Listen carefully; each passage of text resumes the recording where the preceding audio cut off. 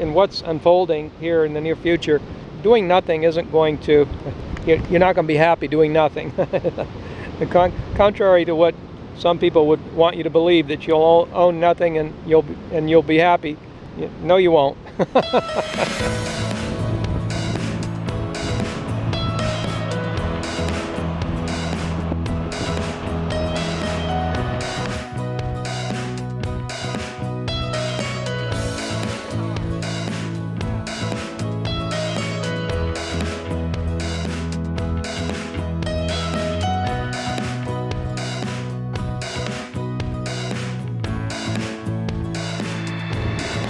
Hey, welcome back to Frank and Angie's Retirely Lifestyle. We talk about lifestyle, and nowadays there's so much affecting lifestyle and affecting all kinds of different lifestyles, and so much happening that is like, it's how do I explain it? It's like, I don't know if you've ever lived in the Midwest, where when there's a tornado warning, the big sirens go off.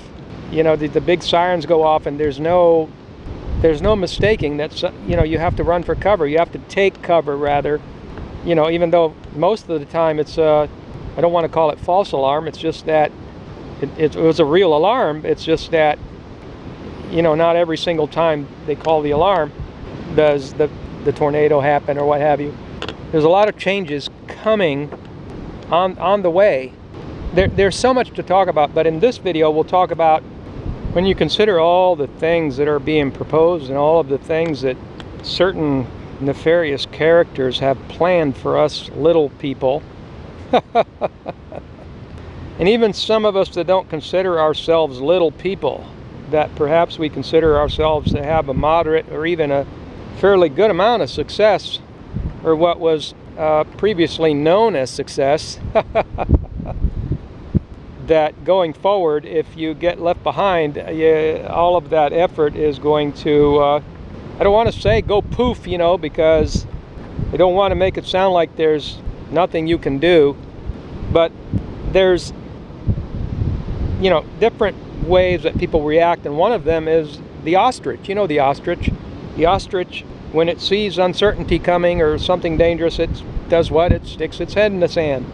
And in a lot of cases, doing nothing actually turns out to be a solution. But in this case, or in what's unfolding here in the near future, doing nothing isn't going to, you're not going to be happy doing nothing. Contrary to what some people would want you to believe, that you'll own nothing and you'll be happy. No, you won't. And I'm seeing people that do things and say things that are just extremely annoying to those of us that know different and know the facts. And I don't think, in most cases, a lot of these people I don't want to think that they are intentionally malicious about it. It's just that it could be that they haven't done their complete homework, let's put it that way. And it's really easy. A lot of people take the lazy way out and they copy. You've heard the saying, copy and paste. A lot of people copy and paste. They're not just, they're copying and pasting content. It's okay to see an idea and then put your spin on it. But when people just repeat, like a parrot, that causes a lot of harm in society. And so people like me, those that have been on this channel a while, they know we like to set the record straight. And so you've got these people that say things like, well, I'll give you an example. Right now, what's happening to gas prices, just to name one of the things that's happening. And a lot of people going forward, or even presently, aren't going to be able to go to work. Well, let's just take, for this conversation, the example of restaurants. Okay, a lot of people that work in restaurants aren't going to be able to go to work. And, in 100 years or 50 years, take your pick, 100 years, a lot of these places are going to shut down, okay? Because if you can't get help, these places aren't set up for one guy to do everything. That's the thing about America, it's the mom and pop thing has disappeared just about, almost, but it's going to get revitalized. But the bottom line is that these places are going to shut down, hopefully temporarily, but let's just play along here. And so you've got people that, you've got restaurants that are like, you got Mexican restaurant, Chinese restaurant, Italian restaurant, and you know, some people like to go to Mexican restaurants, some people like to go to Chinese restaurants, some people like to go to Italian restaurant, some people like to go to all of them. But in 100 years, after these restaurants have been shut down and disappeared, and some new, what might appear to us to be really crazy futuristic scenario playing out in the future, it'll just be normal, you know, where you just talk to a computer and the food's delivered to your house or something. And so restaurants will be obsolete, a thing of the past. But you'll have people reading in the manufactured history, because that's what the internet is. It's manufactured history. It isn't real history. A lot of the history books are manufactured, or rather edited. Interestingly, we homeschooled our 3 boys, and one of the things we used to do is get very old books and encyclopedias, and then you can compare them to encyclopedias, you know, from 50 years later, and you could see a definite change and a slant. But anyway, so you can just play this out and see, just from extrapolating how things are played out nowadays. As I said, some of this content I'm seeing is so annoying to people like us that like to set the record straight, just because we've done our homework. And I just encourage you and everybody else to do your homework. Don't just accept. And then you got these people that go around making comments based on this superficial knowledge. But anyway, to get to the point, thing of the past, 100 years, futuristic, no restaurants. And if there are any history books, which will be probably on the internet, it'll say that because people would only go to, this may sound kind of ridiculous, but it sounds ridiculous to us, but follow me on this. Because people only went to Chinese restaurants, all the Mexican restaurants and the Italian restaurants had to shut down, and that's why there are no more restaurants, is because eventually the Chinese restaurants had to shut down too. But it's the people's fault because they discriminated and only went to Chinese restaurants. It's the people's fault because they were racist, because they discriminated, and that's why the restaurants, you know. And so you have this narrative that people copy, because I am acquainted with some of these people, and I know some of them don't mean any harm, and some of them, who knows, they're maybe paid trolls. But they're not all paid trolls. Some of them just haven't done their homework, and so they repeat this stuff about how, you know, white people stole the land in America, you know, it's not theirs. And again, you know, it's like, yeah, people did only go to Chinese restaurants, but guess what? There were also people going to Mexican restaurants and Italian restaurants, and yeah, guess what? There were white people that weren't stealing land from the Indians. You know, there just were. So I mean, any time that you hear somebody say things like this, it behooves those of us that know better, and even if we haven't done our homework, we should. And even if we haven't done our homework, we might get a sixth sense that this is just wrong, because if it sounds racist and it's being promoted in 2020 and beyond, then you know that there's a 90% chance that it's a not that it's completely fabricated. I'm not saying that a lot of people don't go to Chinese restaurants, or that there weren't white people that stole land from the Indians. I'm not saying that, or that there weren't, you know, people that kept you know, slaves and this kind. I'm not saying there weren't people that did that. Of course there were, but there were plenty of people that weren't. And so, but the only narrative we hear is that, you know, the narrative that pits us against one another. That's my point.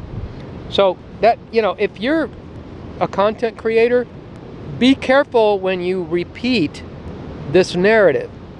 You know, I encourage you to do your homework so that you can personally know. And your antennas, your BS antennas, your BS-o-meter should go up when you hear a kind of narrative like that. You should automatically, especially after this day and age, in this day and age, when there are clearly rich and powerful interests that want to pit us against each other in order to divide and conquer us.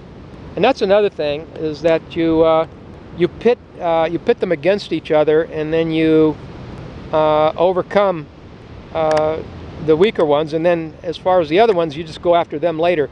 I said in a previous video that there was a guy that in the World War II that in Germany that aligned himself with the ruling party, and he became wealthy over it, but then they turned on him. That's what I'm talking about.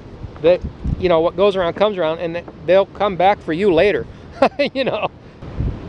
But the silver lining on all this is that we know that this narrative exists, and if we put our head in the sand, we have to be careful who we listen to and who we follow, because there's a lot of a narrative out there that makes us, I don't want to abuse the term makes us feel good, because it's not just that it makes us feel good, it validates not doing anything and not changing anything. And that's not the time we live in. The time we live in is calling for change if you believe in freedom and prosperity, because as they've said, you'll own nothing and be happy. So that isn't a true slogan, and all of these kinds of takeovers throughout history, it seems like they always rely on some sort of fabricated, untrue slogan, if you will, that they need to get those that just automatically believe these sort of things to go along with it. So no, we don't want to get left behind. Left behind, what does that mean? Well, it means that the more skills you can have and the more survival ideas you have. And on top of that, it's not about, a lot of people are still in the pre-2020 way of thinking where, you know, I mean, we live in a material world, and no matter what material resources, having access to material resources and being able to utilize them for good is clearly a valuable, is clearly front and center to the idea of being able to function. But if you think it's all about just squirreling away your resources and you know, how much money you're making, you know, I remind you that a guy on a desert island with a pile of gold and silver, and you know, fill in the blanks. It doesn't have to be gold and silver. It could be the 20th century version, you know, portable digital version or whatever. You know, a guy on a desert island with that kind of stuff, not going to be able to accomplish much. So it's going to take other like-minded people to be able to, you know, I mean, look, there's always have been some very few people, but there always has been some people that in the interest of survival can survive by themselves. But life is a lot more pleasant when we collaborate. That's my point. You know, collaboration through, you know, of peaceful people that believe in peaceful existence and prosperity and goodwill. A peaceful existence, a prosperous existence, and you know, requires collaboration in order to make our existence. You know, I mean, there was the old man and the sea, but there was only one old man in the sea. The rest of them were in the village collaborating.